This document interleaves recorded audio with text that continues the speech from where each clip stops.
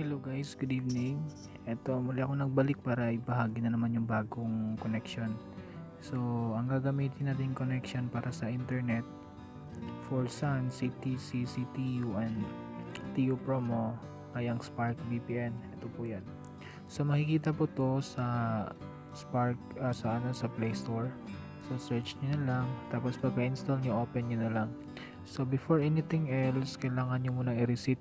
Baka may nakakonfig kayo na iba. So, reset all natin ha. And then, after dyan, so, kailangan natin i-import. Click nyo yung may tao na may setting logo sa baba. And then, hindi pala. Ito pala. Tweaks. And then, yan. Kasi nandito lahat yung, yung ginawa ko. So, sa ngayon, automatic makikita to. Pero pag hindi nyo makita, dun yun, sa parent directory nyo lang at hanapin nyo yun sa download folder. Ayan. Andito. Makikita yan dito. Pero sa akin ngayon, since na ako gagawa, so sa ibang folder ko nilagay. So, kayo bahala kung saan folder nyo ilagay yun, yung na-download nyo, okay? So, kung di na-download yan, malamang nasa download folder yan.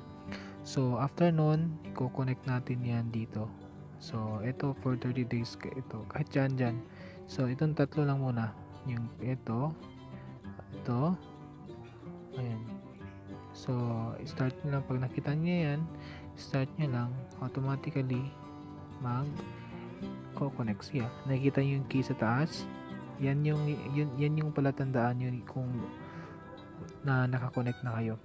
So, try natin yung YouTube. Ayan. So, okay siya. Yan, okay siya. Meron yan.